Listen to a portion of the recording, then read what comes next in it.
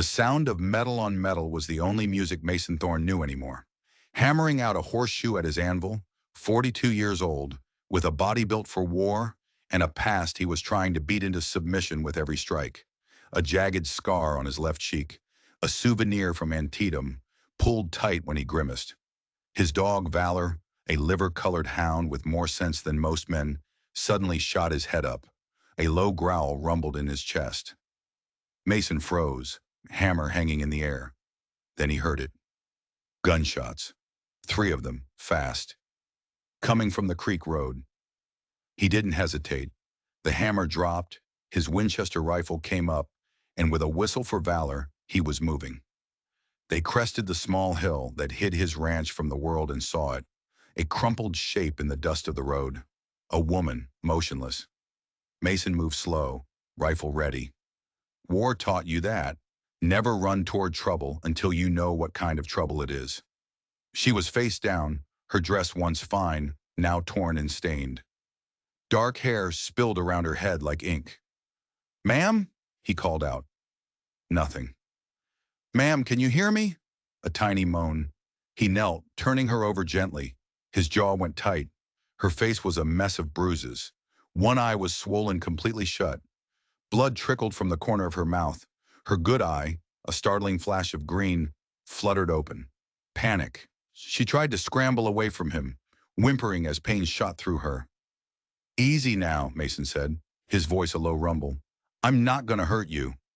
She stared at him, at his size, at the scar that split his face, and the terror in her eyes was a raw, physical thing. I I fell," she gasped. "My horse, it bolted when—" Her voice trailed off and her eyes rolled back. She was out cold. As he scooped her into his arms, he saw the dark stains spreading across the fabric at her side. He cursed under his breath. This wasn't from a fall. He knew a bullet wound when he saw one. The Thorn Ridge ranch house stood solid against the endless Montana sky. Inside, Mason worked with the grim efficiency of a man who'd seen too much of what people can do to each other. He laid her on the bed in the spare room, fetched his medical kit, and got to work. The bullet had only grazed her ribs, a lucky break. But the other injuries, the bruises on her arms, her collarbone, they told a different story, a story of fists and fury. He'd seen it before, in the war and after. When he'd cleaned and bandaged her wounds, he pulled a chair to the bedside.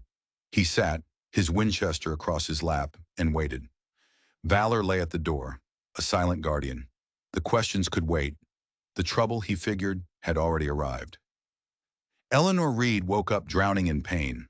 For a terrifying second, she didn't know where she was. The last thing she remembered was the thunder of hoofbeats behind her, the crack of a gun, the world turning upside down. She tried to sit up, and a white-hot fire shot through her side. "Easy now," a deep voice said. She froze.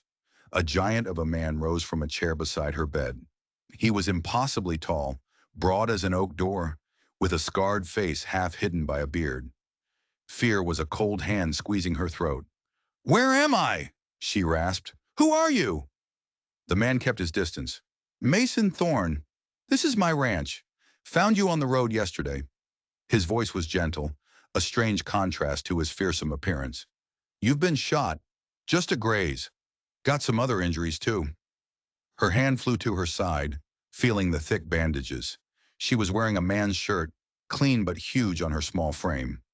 "My clothes," she started, heat rising in her cheeks. "They were ruined," he said flatly, "blood-stained." A woman from town, a Mrs. Peabody, had helped. He lied. He didn't want to add to her fear.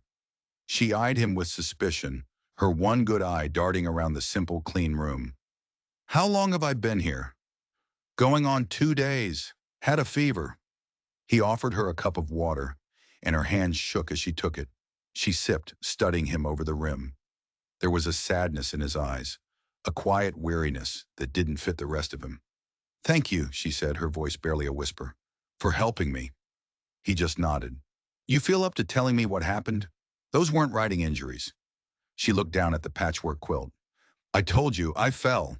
The shots must have spooked my horse." Mason sighed. Ma'am, I've seen enough beaten women in my life to know the difference.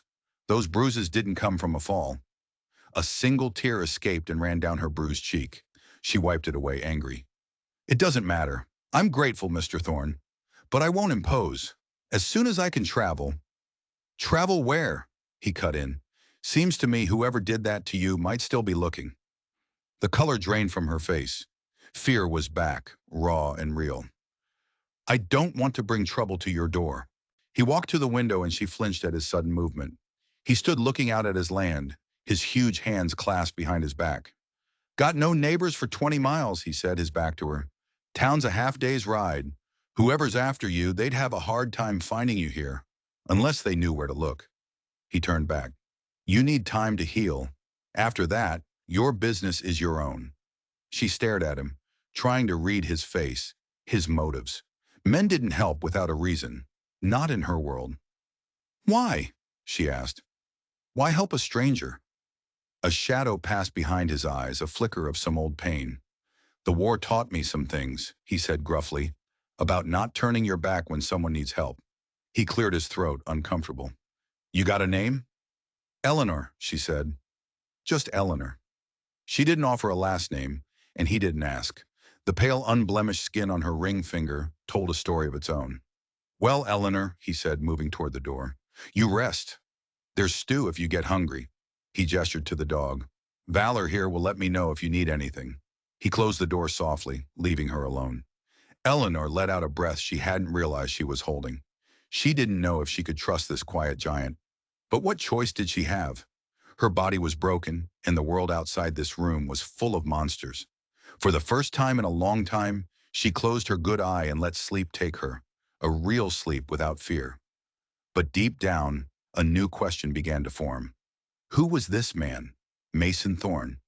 And what secrets was he hiding behind that scarred face and those sad, quiet eyes? He said the war taught him things. She had a feeling it had taught him more than just kindness. Over the next week, the ranch settled into a strange rhythm.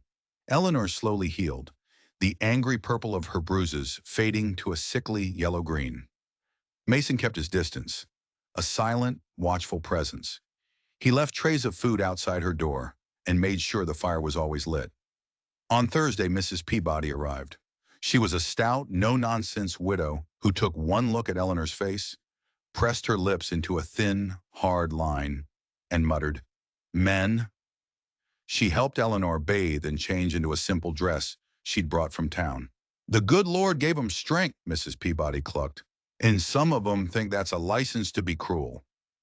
Eleanor didn't correct her assumption that a husband was responsible. It was close enough. Mrs. Peabody's visits became a comfort, a link to the outside world. But Eleanor noticed the older woman's eyes were sharp, missing nothing. She asked questions, casual but pointed, about where Eleanor was from, about her family. It put Eleanor on edge. Mason himself remained a mystery. They ate meals in the kitchen in a companionable silence. He never asked about her past again, and for that she was grateful. But she watched him. She saw the careful way he moved his large body, as if he was afraid of breaking something.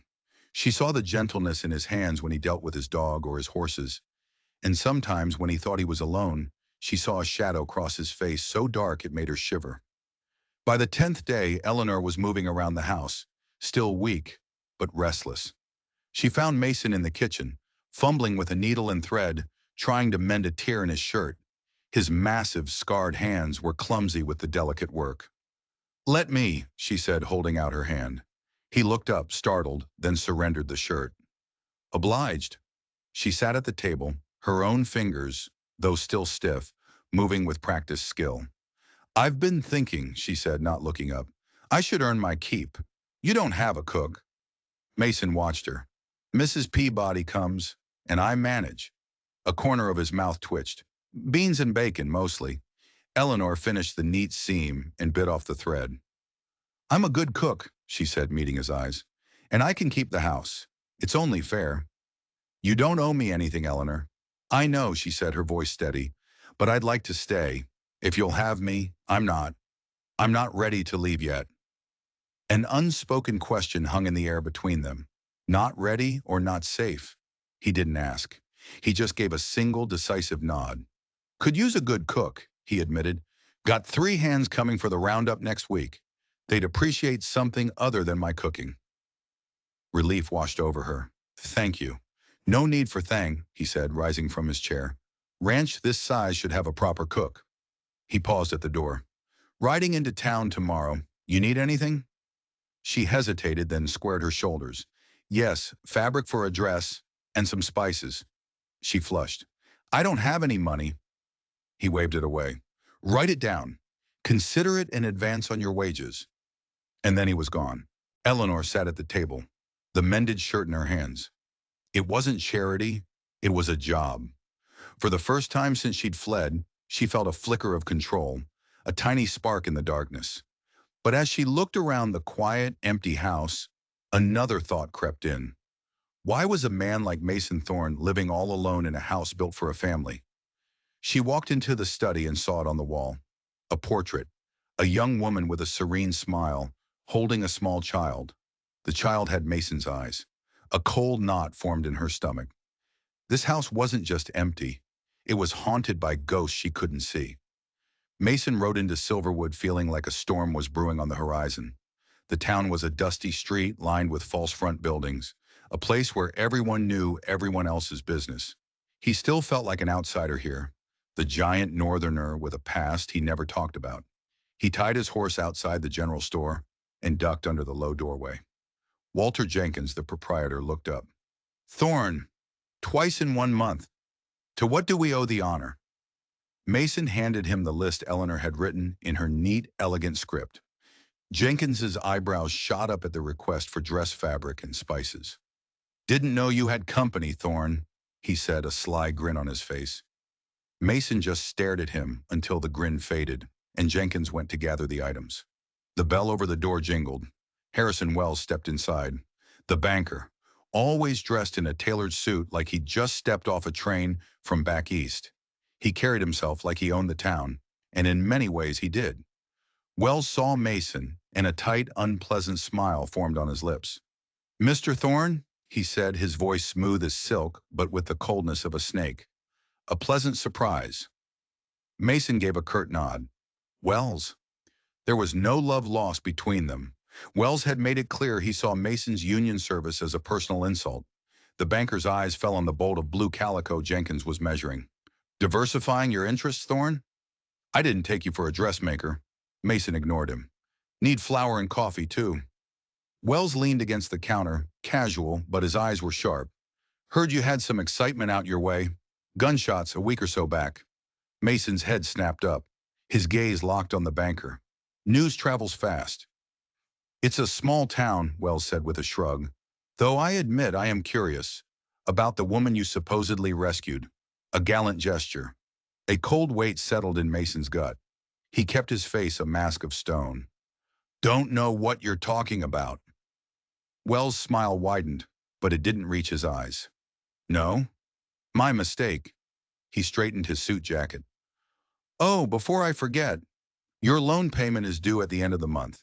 Given the drought, I imagine cash flow might be tight. The sudden change of subject was a threat, plain and simple. I'll make the payment, Mason said, his voice low. I'm sure you will, Wells said smoothly. But if you find yourself short, my offer to buy the water rights to your creek still stands. A generous offer, considering. Mason's jaw clenched. That creek was the lifeblood of his ranch, the only reliable water for miles. Jenkins returned with the last of the supplies, breaking the tension. That's everything, Thorne. Wells tipped his hat. Good day, gentlemen. He paused at the door, turning back to Mason. Do give my regards to your house guest. After he left, Jenkins shook his head.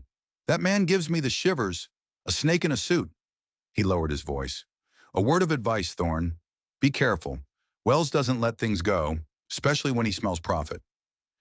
Mason gathered his things, his mind racing. Someone knew. Wells knew. But how? Thanks, Jenkins, he said, his voice flat. As he stepped outside, he felt eyes on him. Across the street, Sheriff Samuel Grant leaned against a post, watching him. They locked eyes for a long moment, a silent, heavy exchange. Mason knew what it meant. The law was watching, too. Mason rode hard, the dust kicking up behind him. He had to warn her. He burst into the kitchen, and Eleanor jumped, a hand flying to her chest. The fear in her eyes was instant. "Didn't mean to startle you," he said, dropping the packages on the table. "Someone's looking for you," he said. No point in beating around the bush. "A man named Caldwell." The blood drained from her face. Her hands, dusted with flour from the bread she was kneading, stilled. "How?" she whispered. "How do they know I'm here?" "They don't, not for sure," Mason said. "But they know a woman was found on the creek road. It won't take long to connect the dots." Her whole body started to tremble. "I have to go. Tonight. I've put you in danger." "No!" Mason's voice was firm, unyielding. "You're in no condition to travel. And where would you go? He'd find you. Better to face this here, where I can help." She looked up at him, her good eye wide with a terror that made something in Mason's chest ache with a fierce, protective anger. "You don't understand," she said, her voice breaking. "Victor Caldwell. He's not a man you can reason with. He's—" She swallowed hard. "He's my husband." Mason nodded slowly. He wasn't surprised. He'd guessed as much. "The man who did that to your face?" It wasn't a question. "Yes," she whispered, a tear finally falling. "Then you've got even more reason to stay," Mason said, his voice like iron. "A man who'd do that to his wife doesn't deserve to find her." "You don't know him," she cried, desperation in her voice. "He has money, influence.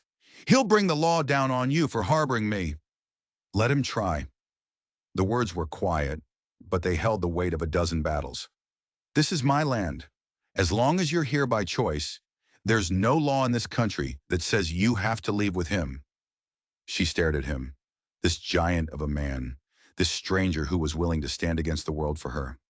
"Why?" she asked again, the question full of disbelief. "Why would you risk everything for me?" He turned away uncomfortable and started unpacking the supplies. He laid out the blue calico she'd asked for, but also a length of soft muslin and a spool of ribbon that hadn't been on her list. The small, unexpected kindness was what finally broke her. A sob escaped her lips. Mason froze. "I'm sorry," he said quickly. "If it's not what you wanted—" "No," she choked out, blinking back tears. "It's perfect. It's just, it's been so long since anyone's been kind to me, without wanting something in return." Understanding, hard and grim, dawned in Mason's eyes. "You've got nothing to fear from me," he said, his voice gruff, with an emotion he couldn't name. For the first time, a real smile touched her lips. It was like the sun breaking through clouds, hinting at the beauty the Bruises had hidden. "I'd like to stay," she said softly. "Good." He nodded. The matter settled. He paused at the door. "Eleanor, whatever you're running from, it doesn't matter to me. But if you ever want to talk about it, I'm a good listener." Before she could answer, he was gone. Eleanor stood in the quiet kitchen, the simple gifts of fabric and spices on the table, and felt a strange, unfamiliar feeling unfurl in her chest. Hope. It was fragile, tentative, but it was there. But as the sun began to set, a new, colder fear crept in. Victor was close, and he wouldn't just be looking for her. He would be looking for a way to destroy the man who was protecting her. That night, the ranch house smelled like a home for the first time in 7 years. The aroma of beef stew and fresh bread filled the air. Mason sat on the porch, watching the stars pop out in the deep blue sky, and felt a contentment he hadn't realized he'd been missing. It was a dangerous feeling. The screen door creaked open, and Eleanor stepped out, a shawl wrapped around her shoulders. "Supper's ready," she said. Inside, the kitchen table was set with mismatched plates and a steaming loaf of bread. It felt strange. Sharing a meal with a woman in this house again? The stew was the best thing he'd eaten in years. They ate in a comfortable silence. The only sound the crackle of the fire and the occasional thump of Valor's tail against the floorboards. "Tell me about the ranch," she said, breaking the quiet. He found himself talking, telling her about the cattle, about the roundup, about hiring extra hands. It was easy. "How long have you been here?" she asked. 5 years this December," he said, his gaze drifting to the window. "Came west after the war, looking for peace." Did you find it? Most days, he admitted. The land has a way of giving back what you put into it. He looked at her. What about you? Where are you from? She hesitated. Boston. My father. He was an officer in the Union Army. Colonel William Reed. Mason's fork stopped halfway to his mouth. Reed? Of the 20th Massachusetts? Her eyes widened. Yes. Did you know him? Not personally, Mason said carefully, but his regiment fought at Antietam. Same as mine. He touched the scar on his cheek without thinking. He was a good commander. Respected. A small, sad smile touched her lips. He is. Though, we disagreed about my marriage. Mason didn't push. He reached into his pocket. Almost forgot. Got a letter for you in town. Her face was a canvas of confusion. For me? But how? Asked at the post office, he explained. Figured if your husband was looking, he might have sent inquiries to the local towns. He placed the letter on the table. He hadn't, but there was this, from Boston. The relief on her face was so profound it was painful to watch. It's from my father, she whispered, her fingers trembling as she took the envelope. She tucked it away unread. Thank you for thinking to ask. They finished the meal in silence. Afterwards, he helped her with the dishes, his large hands surprisingly gentle with the fragile plates. Their fingers brushed as she handed him a dish towel, and a jolt went through him, unexpected and sharp. You're a good man, Mason Thorne, she murmured, and he looked away, uncomfortable with the praise. Later, after he'd checked the horses, he saw the light still on in the kitchen. Eleanor was sitting at the table, her father's letter open in her hands, her shoulders shaking with silent sobs. He almost went in, but stopped. Her grief was private. But as he stood there in the darkness, a cold realization hit him. A letter from Boston had found her here, on his isolated ranch. If her father could find her, so could her husband. The sanctuary he'd offered her was built on borrowed time, and the clock was ticking faster than he knew. The dream always started the same way. The smell of gunpowder and blood, the cornfield at Antietam, the air thick with smoke, and the screams of dying men. Captain Edwards was there, his handsome face twisted with a battle-mad rage. Shoot them, he was screaming, pointing at a farmhouse. Rebel sympathizers, hiding snipers. But Mason knew better. He'd seen them, women, children, an old man in a rocking chair. No, sir, he said, his own voice sounding distant. Those are civilians. That's an order, Sergeant Thorne. The captain's pistol was out, aimed not at the farmhouse but at Mason's chest. One more word, and I'll have you shot for insubordination. What happened next was a blur of speed and rage. In reality, he'd knocked the pistol aside, disarmed the captain, and held him until a major arrived. But in the dream, it was different. In the dream, his hands closed around the captain's throat. He felt the snap of bone, saw the life drain from the man's bulging eyes. He woke up gasping, his shirt soaked with sweat. The dream was so real he could still feel the phantom weight of the man's life in his hands. He swung his legs out of bed, knowing sleep was gone for the night. He pulled on his trousers and went to the window, staring out at the moonlit yard. That's when he saw her, a flicker of white by the creek. Eleanor. He pulled on his boots and went out into the cold night air. She was sitting on a flat rock, staring into the dark, flowing water. Couldn't sleep, she said, not surprised to see him. Nightmares? He asked. A small, humorless smile touched her lips. How did you know? Recognize the look, he said, sitting on the rock beside her. They sat in silence for a long time, the only sound the music of the creek. I read my father's letter, she said finally. He's coming west. Good, Mason said. Family should stick together. Is that why you're alone? She asked, her voice soft. No family to stick with? He didn't take offense. In the quiet darkness, the question felt natural. Had a wife, he said, his voice flat. Sarah, and a daughter, not yet a year old. He didn't have to say the rest. Smallpox, while he was away at war.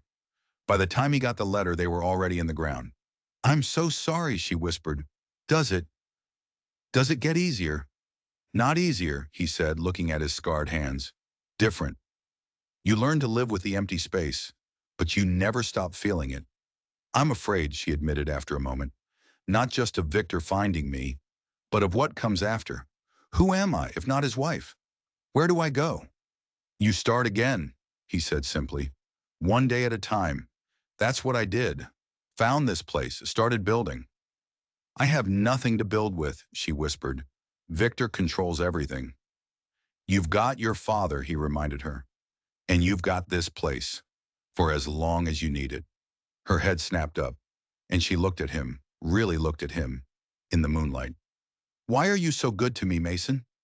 Before he could answer, Valor, who had been lying at their feet, suddenly sprang up, hackles raised. The dog stared intently into the dark trees that lined the creek, a low, menacing growl in his throat. What is it, boy? Mason whispered, his hand instinctively going to his hip, where a gun wasn't. The dog let out a sharp bark, then another. A wolf, Eleanor asked, moving closer to him.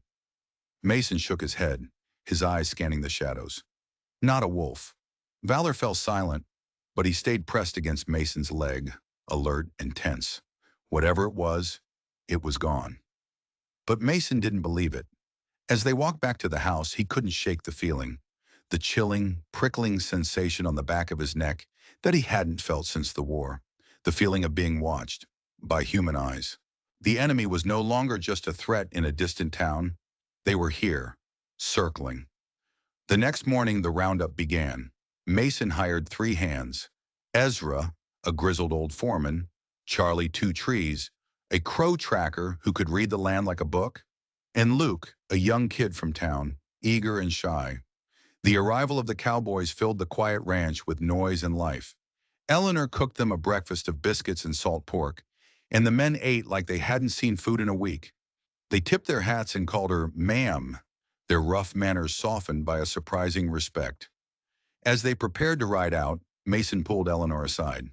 I'll be back by sundown, he said, his voice low. Valor will stay with you. If there's any trouble at all, you fire the shotgun. 3 shots. You hear me? The look in his eyes was deadly serious. I'll be fine, she said, but her heart was hammering against her ribs. Be careful.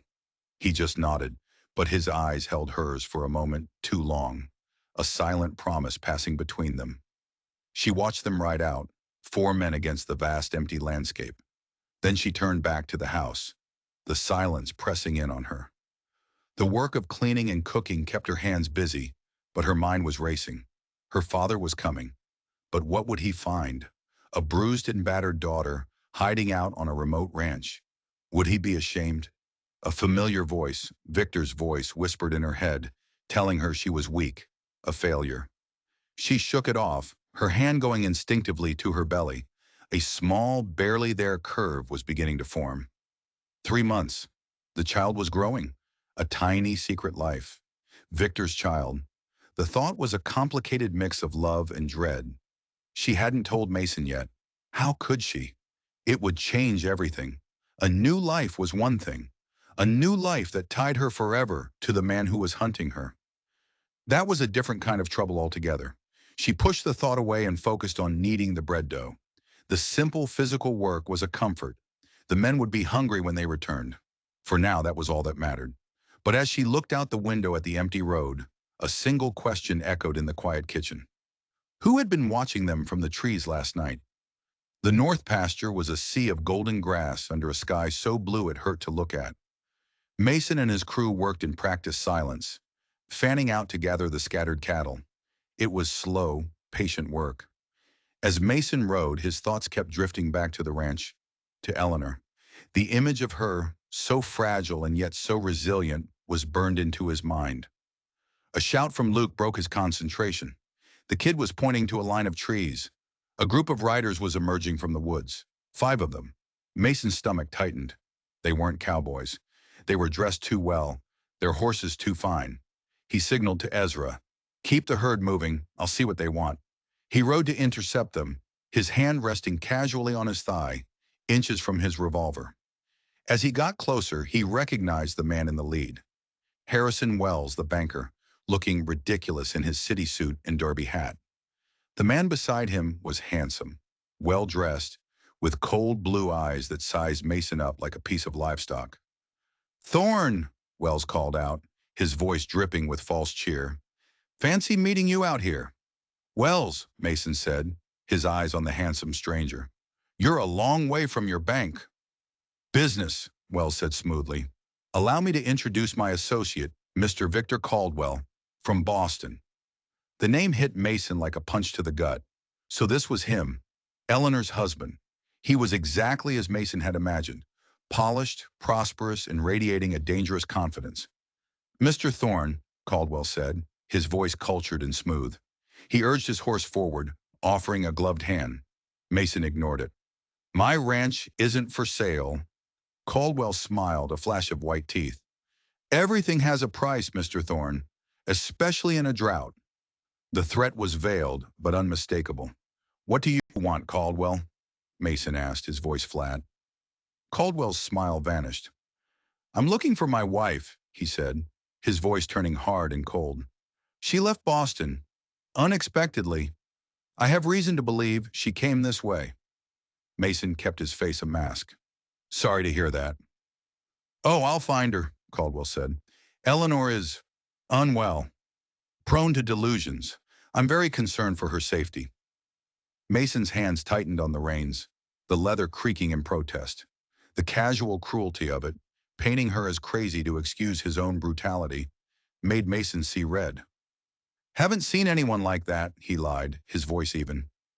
Caldwell studied him for a long, silent moment, his cold eyes searching for a crack in Mason's composure. Then he smiled again, that same predatory smile. "I appreciate you keeping an eye out. She requires specialized care." He pulled a silver case from his coat and offered a calling card. "I'm staying in town. If you see her, send word." Mason took the card, his fingers brushing against Caldwell's gloved hand. It was like touching a snake. "I'll let you know," he said. As they rode away, Mason watched them go, a cold fury building inside him. Ezra rode up beside him. "Friends of yours?" he asked dryly. "The opposite," Mason said. He turned his horse back to the herd. "Let's get these cattle moving. I want to be back before sundown." Caldwell suspected. He didn't know for sure, but he suspected. And a man like that wouldn't stop until he got what he wanted. The ranch wasn't a sanctuary anymore. It was a target. And the war he'd been running from for 10 years had just followed him home. Eleanor was punching down the bread dough when she heard the rattle of a wagon. Her heart leaped into her throat. The men weren't due back for hours. She crept to the window and saw a small buggy pulling up to the house. It was a woman, someone she vaguely recognized from town. Martha Simmons, the saloon keeper. Relief warred with suspicion. Valor, dozing on the porch, greeted the visitor with a friendly wag of his tail. A good sign. Martha was a handsome woman in her late 40s, with knowing eyes and a warm, booming laugh. "You must be Eleanor," she called out, climbing down from the buggy. "Thought you might appreciate some female company out here in the wild." She carried a covered basket. "Brought you a few things from town. Figured Mason wouldn't know what a lady might need." The simple kindness caught Eleanor off guard. "Please come in," she said. "I can make coffee." Inside, Martha looked around the clean, tidy kitchen. "Place looks different," she remarked. "Homey." As Eleanor prepared the coffee, Martha got right to the point. "Life's too short for mincing words, honey. Town's talking, and I'm here to warn you. Your husband is in Silverwood." The coffee cup clattered in Eleanor's hand. "Victor? Here?" Martha nodded grimly. "Arrived yesterday with that snake Harrison Wells. He's telling everyone he's looking for his missing, mentally unstable wife." The floor seemed to drop out from under Eleanor's feet. "Does he know I'm here?" "He suspects," Martha said. "Been asking questions all over town, offering a reward for information." "I have to leave," Eleanor whispered, panic seizing her. "I'm putting Mason in danger." Martha reached across the table and took her hand. "And go where, child? Alone? With no money?" Her gaze dropped for a fraction of a second to Eleanor's stomach. "Especially in your condition." Eleanor snatched her hand back, her face going white. "How?" "I've had 3 of my own," Martha said gently. "I know the signs. How far along are you?" 3 months, Eleanor admitted, her voice trembling. That's why you ran, isn't it? One of the reasons, Eleanor whispered. I couldn't. I couldn't let my child be raised by him. No decent mother could, Martha agreed firmly, which is why I'm here. She opened her basket. Inside were small, practical gifts. Flannel for a baby blanket, herbs for morning sickness, a book on maternal health. The unexpected, overwhelming kindness broke through Eleanor's control. Tears streamed down her face. There's more, Martha said, her voice serious. Your husband isn't just spreading rumors. He's been meeting with the sheriff and with Judge Wilson. A cold dread settled in Eleanor's stomach. They're going to use the law to force Mason to give me up. Looks that way, Martha said grimly. But you listen to me. You stay put for now. Mason can handle himself. But be ready. Pack a bag. If things go bad, you come to me. I've got a room in the back of the saloon no one knows about. It's hidden more than one woman who needed to disappear. She stood to leave, then paused, her hand on the door. Have you told Mason about the baby? Eleanor shook her head. I don't know how. Martha gave her a small, knowing smile. That man's been alone for too long. Might do him a world of good to have something small to protect, besides something tall and beautiful. Before Eleanor could respond, Martha was gone. Eleanor stood in the silent kitchen, her mind reeling. Victor was here. He was turning the town, the law, against her. And now her deepest secret was out. The walls were closing in, faster and faster. The sanctuary of Thorn Ridge was beginning to feel like a trap. The ride back was long and dusty. By the time Mason and the hands got the herd into the home pasture, the sun was a bleeding smear of orange and red across the sky. He saw her then, a small figure standing on the porch, waiting. A warmth spread through his chest, an unfamiliar feeling he pushed down immediately. It was too dangerous to feel anything right now. He dismounted and walked toward the house. He could see the tension in her posture before he even got to the steps. We need to talk, she said, her voice low and urgent. Inside, the kitchen was warm and smelled of stew, but the air was thick with fear. Martha Simmons was here, she began. Victor's in town. I know, Mason said, his voice grim. I met him. Her eyes widened in shock. He was with Wells. Asked about you. Said you were delusional. A bitter laugh escaped her. Of course, that's always his story. Martha said he's meeting with the judge, she continued, her arms wrapped tightly around herself. He's going to use the law to take me back. I won't let him, Mason said. Mason, you can't fight a court order. I'm putting you in danger. I've been in danger before. He poured a cup of coffee, his hand steady. Your father's letter. Did he say when he'd be here? She shook her head. Just that he was coming. But it could be weeks. He sipped the coffee, thinking. We have some time. He can't just storm the ranch. I don't want to run anymore, she said softly. I'm so tired of being afraid. Her hand drifted to her stomach, an unconscious, protective gesture. His eyes followed the movement, and then he knew. You're with child, he said, his voice softer than she'd ever heard it. She nodded, tears welling in her eyes.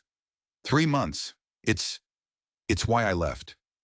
I couldn't let my child. He set his cup down carefully. His face was unreadable. Does he know? I don't think so. She couldn't meet his eyes. I understand if this changes things. If you want me to leave. No, he said, his voice firm, cutting her off. Nothing's changed. You're welcome here, for as long as you need. Why? She whispered, the tears finally falling. Why are you doing this? He was silent for a long time, his gaze distant. During the war, he began slowly, I saw what happens when good men do nothing. I saw officers justify cruelty, tell themselves it wasn't their business. I swore to myself I'd never be that kind of man. There's more, isn't there? She asked gently. He looked down at his huge scarred hands. Antietam, he said, his voice low. My captain, Edwards. He ordered us to fire on a farmhouse full of civilians. Women and children. I refused the order. The memory was raw, even after all these years. He drew his pistol on me. We struggled. The gun went off. He touched the scar on his cheek. He was killed. You were court-martialed, she breathed. Should have been, he said grimly. Striking an officer, causing his death. That's a hanging offense. But there were witnesses. And your father, Colonel Reed. His regiment was nearby. He heard what happened.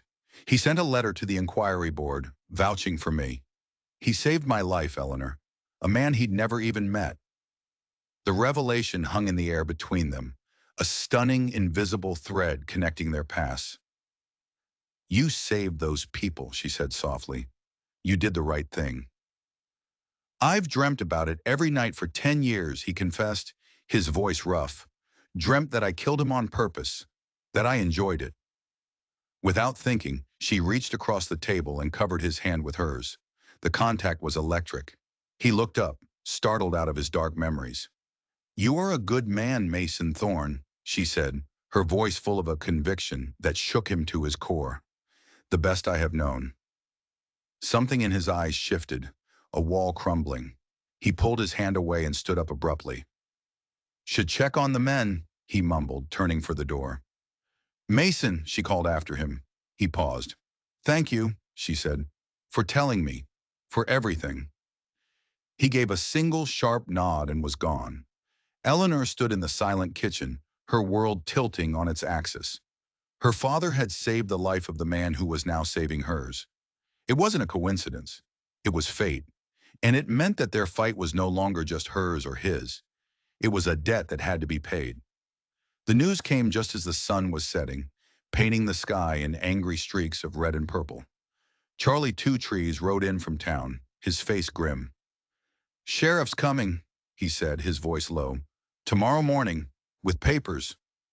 Eleanor's hand flew to Mason's arm, her fingers digging in. What kind of papers? Temporary custody order, Charlie said. Judge Wilson signed it. They're claiming you're unstable, a danger to your unborn child. A bitter, broken laugh escaped Eleanor's lips. The irony. The one reason I ran, and he's using it as a weapon against me. When? Mason's voice was a low growl. First light, Charlie answered. Sheriff, Caldwell, 2 deputies. Maybe more. He hesitated. There's something else. Another rider came to town today. An older man, military man, asking about a Miss Reed at the hotel. Hope, fierce and sudden, flared in Eleanor's chest. My father! Did you see him? Charlie shook his head. Just heard the talk. Name's Reed. It's him, she breathed, turning to Mason, a real smile on her face for the first time in days. He's here! Mason squeezed her hand, but his face was still hard. That's good news, but it doesn't change what's coming in the morning. He's in town and we're out here. No way to get word to him in time. I could go, Charlie offered. Mason shook his head. Too dangerous. They'll be watching the roads. He turned to the tracker. Go tell Ezra and Luke. Tell them to be ready. After Charlie left, Eleanor paced the porch like a caged animal. What are we going to do, Mason? What can we do against a court order? We face it, he said simply. Together. Dawn broke cold and gray. Mason and his hands stood in the yard waiting. They weren't armed, not openly, but the tension was so thick you could taste it. Then they came, a small group of riders cresting the hill, the sheriff, Samuel Grant, in the lead, his 2 deputies, Harrison Wells, the banker, and Victor Caldwell, sitting on his fine horse, his face a mask of righteous concern. Grant rode forward, his face troubled. Morning, Thorne, he said. Sheriff, Mason acknowledged, his body a solid wall between the riders and the house. I think you know why we're here, Grant said, dismounting. He held out a folded paper. Court order. Temporary custody. I'm sorry, Mason. It's the law. Mason didn't take the paper. Eleanor came here of her own free will. She'll leave the same way. I won't force her. Sheriff, my wife is not capable of making rational decisions, Victor called out, his voice smooth and reasonable. Just then, the door to the ranch house opened. Eleanor stepped out onto the porch. She was dressed in the simple blue dress, her hair neatly pinned. She looked pale, but her head was high.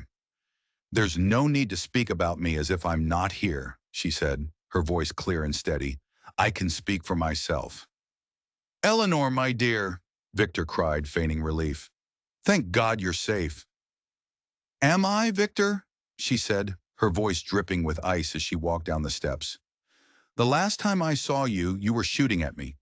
A shocked silence fell over the yard. Victor recovered instantly. "You see, Sheriff? The delusions, just as the doctor warned." "It's not a delusion," Mason said, his voice a low rumble. "The bullet grazed her side. I treated the wound myself." The sheriff's hand moved toward his gun. The air crackled. It was about to explode. "Perhaps we can reach a compromise," a new voice said, strong and clear. Everyone turned.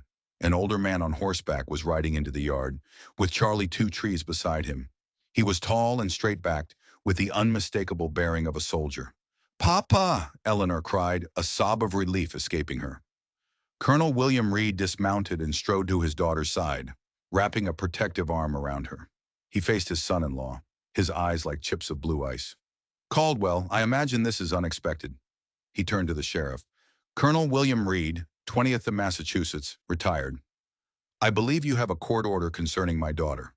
Grant, looking flustered, handed it over. Reed scanned the document. "I see.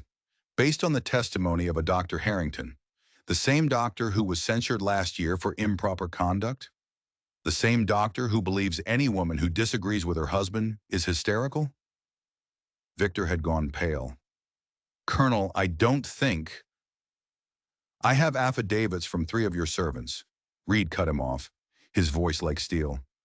"Who witnessed you strike my daughter? I have a letter from our family physician documenting her injuries. And I have a question for you, Mr. Wells." He turned his icy gaze on the banker. "You bear a striking resemblance to your late brother. Captain Edwards, wasn't it? Of the 12th Massachusetts?" Harrison Wells looked like he'd been turned to stone. The final piece clicked into place. This wasn't just about a runaway wife. This wasn't just about water rights. This was about revenge. A 10-year-old grudge, born in the blood and smoke of a battlefield 1,000 miles away. And it was all coming to a head, right here, in Mason Thorne's front yard. The hearing in Silverwood was the biggest spectacle the town had ever seen. The small courthouse was packed, the air thick with anticipation. Judge Wilson, a stern man who valued order above all else, looked down at the assembled parties with a deep frown. On one side sat Eleanor and her father, Colonel Reed. On the other, Victor Caldwell and his slick city lawyer. Mason, Ezra, and Charlie stood at the back, a silent, formidable wall of support. The proceedings began, and Victor's lawyer painted a picture of Eleanor as a fragile, hysterical woman, prone to wild fantasies. He presented a letter from the Boston doctor, full of medical jargon about female hysteria and delusions. Then Colonel Reed stood up. He spoke with the calm, measured authority of a man used to command. He presented his own evidence, sworn statements from servants detailing Victor's abuse, a letter from their family doctor describing bruises and accidental falls. The crowd murmured. This was getting interesting. "My daughter fled not because she is unstable," the colonel concluded, his voice ringing through the silent room, "but because she was in fear for her life." The lawyer sneered. "These are baseless accusations, Your Honor. Hearsay from disgruntled servants." Then Martha Simmons was called to the stand. She walked to the front, unafraid, and told the court what she had seen. "Bruises," she said, her voice clear and strong. "The kind a man's fist makes. And fear. I've seen enough beaten women in my saloon to know fear when I see it. That woman wasn't crazy. She was terrified." The lawyer tried to discredit her, calling her a mere saloon keeper. Martha's eyes flashed. "I may run a saloon, sir, but I don't beat women, which is more than I can say for your client." The judge banged his gavel for order. Then he called for Mason Thorne. Mason walked to the front, his massive size seeming to shrink the room. He took the oath, his deep voice rumbling. He spoke simply, directly. He told them about finding Eleanor, about the bruises, about the bullet wound. "She wasn't delusional," he said, his gaze steady. "She was hurt, and she was scared." "And what is your interest in this matter, Mr. Thorne?" the judge asked. "Why involve yourself?" Mason looked at Eleanor, just for a second. "Because what's right is right," he said. She needed help. I helped her, and in the weeks she's been at my ranch, I've seen a woman of courage and dignity, a woman who deserves better than to be forced back to a man who would hurt her. The simple honesty of his words hung in the air. You could feel the tide turning in the room. The whispers were no longer just curious, they were sympathetic. Judge Wilson looked at Victor, then at Eleanor. He cleared his throat. This court has heard testimony of a troubling nature. The law grants a husband certain authority, but it does not grant him the right to be a tyrant. He fixed Victor with a hard stare. I am granting Mrs. Caldwell a legal separation. She will have sole custody of her unborn child. A collective gasp went through the room. Eleanor sagged in her chair, a wave of dizzying relief washing over her. Furthermore, the judge added, his voice like stone, I am forwarding the evidence of assault to the district attorney. This court is adjourned. He banged the gavel. It was over. Victor stood there, his handsome face a mask of pure fury. He shot Eleanor a look of such naked hatred it was chilling. Then he stormed out, shouldering past Mason as if he wasn't there. Harrison Wells lingered. He walked over to Colonel Reed. A temporary victory, he sneered. Then he looked at Mason. And you, Thorne, don't forget that loan payment. It's due next week. I'd hate to see you lose that pretty little ranch of yours. The threat was clear. They had won the battle for Eleanor, but the war for Thorn Ridge was just beginning. After the hearing, a strange kind of peace settled over the ranch. Eleanor was free, legally separated. Her father, Colonel Reed, had bought a small house on the edge of town, deciding the Montana air was good for his old war wounds. He was a frequent visitor, his presence a comfort and a joy. Victor had reportedly returned to Boston, his grand plans for Montana abandoned. But the shadow of Harrison Wells still loomed. The loan payment was due, and after the drought and the losses during the roundup, Mason was short. He knew Wells would show no mercy. The bank would foreclose. He would lose everything. He tried to hide his worry from Eleanor, but she saw it in the tight set of his jaw, in the long hours he spent staring at his account books. One evening, as a light snow began to fall, she came to him in the study. How bad is it? She asked softly. He didn't pretend not to understand. Bad, he admitted. I'm a few hundred short. Wells won't extend. She was silent for a moment. Then she went to the small trunk that held her few belongings. She pulled out a delicate velvet pouch. When I left Boston, she said, I took one thing, my mother's jewelry. She poured the contents onto the desk. A string of pearls, diamond earrings, a sapphire brooch. They glittered in the lamplight. It should be more than enough, she said. Mason stared at the jewels, then at her. Eleanor, I can't. This is all you have. No, she said, her hand coming to rest on her swelling belly. This is all I have. She looked around the warm fire-lit room. This house, this land, you. This is my home now, Mason. I won't let him take it from us. The next morning, Mason rode into town and walked into Harrison Wells' bank. He placed the velvet pouch on the banker's polished desk. Wells's eyes widened at the sight of the jewels. Greed warred with his hatred for Mason. Greed won. He counted out the money for the loan payment, his face a mask of barely concealed fury. As Mason walked out, the loan paid in full, he knew this wasn't over. A man like Wells didn't just want money, he wanted revenge. He wanted to see Mason broken. The first major blizzard of the winter hit a week later, burying the ranch under 3 feet of snow. They were cut off from the world, an island in a sea of white. It should have been frightening, but instead it felt safe. The house was warm, stocked with food. The cattle were safe in the barn. In the evenings, Eleanor would play the old piano Mason had hauled out from town, filling the house with music. One night, as the wind howled outside, a fierce banging came at the door. Mason grabbed his Winchester, his heart pounding. He opened the door to a figure covered in snow, half frozen. It was young Luke, one of his ranch hands, his face white with fear. It's Wells, he gasped, stumbling inside. He and some men. They were drinking at the saloon. I heard them talking. They're coming here, tonight. Said if the law won't give them justice, they'll take it themselves. Mason's face hardened. He looked at Eleanor, who had come to stand beside him, her face pale but her eyes resolute. He had hoped the fight was over. He was wrong. The final battle was coming, right to their doorstep, in the heart of a blizzard. There would be no witnesses, no sheriff, just the storm and the snow, and the ghosts of Antietam finally coming home to roost. The wind was a living thing, screaming around the corners of the house, rattling the windows. Mason stood by the fireplace, loading the Winchester. The rhythmic click of the shells sliding into the chamber was the only sound in the room. Ezra and Charlie had come in from the bunkhouse, their faces grim. They were outnumbered. Wells would have at least 4 or 5 men with him. "Eleanor," Mason said, not turning from his task, "you and Luke, get down to the root cellar and stay there, no matter what you hear." "No," she said, her voice quiet but firm. He turned to look at her. She was holding one of his old shotguns, her knuckles white. "I'm not hiding," she said.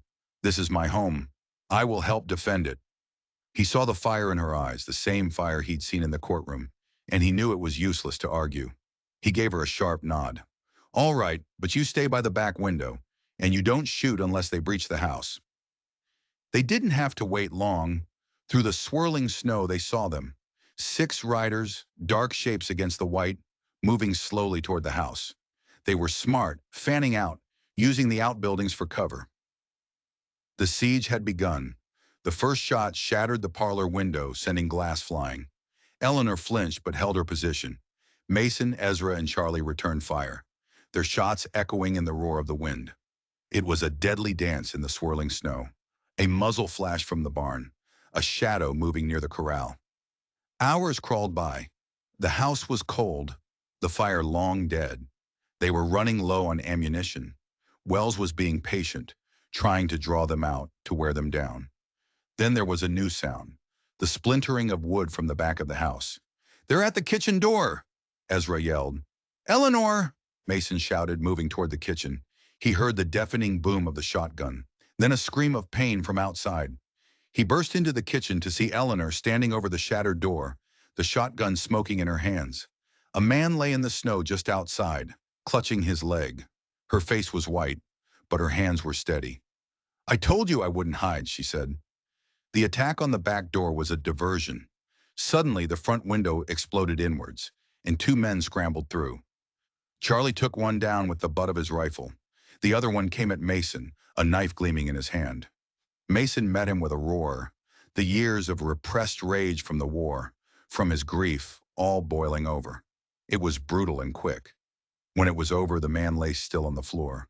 A sudden silence fell. The shooting from outside had stopped. Mason crept to the broken window, peering out into the white chaos. He saw Wells standing by the barn, his face lit by a lantern. He was holding a torch. "Thorne!" he screamed, his voice thin against the wind. "It's over! Come out, or I burn you out!" Mason looked at Eleanor, at his men. He was out of options. He slung his rifle over his shoulder and walked to the door. "I'm coming out, Wells," he yelled. "Just me. Let the others go." He stepped out onto the porch, his hands raised. The cold hit him like a physical blow. Wells walked toward him, a crazed look in his eyes. "This is for my brother," he hissed. "You took him from me. Now I'm going to take everything from you." He raised his pistol. And then a new sound cut through the howl of the wind, a single sharp gunshot from a long way off. Wells staggered, a look of surprise on his face. He looked down at the red stains spreading across his chest. He collapsed into the snow. Mason stared, stunned. From the swirling darkness, more figures emerged. Riders, lots of them. Leading them was Sheriff Grant, and beside him, Colonel William Reed. The sheriff looked at the scene of carnage, at the bodies in the snow. He looked at Mason, then at the lit torch lying near the barn. He sighed, a plume of white in the frigid air.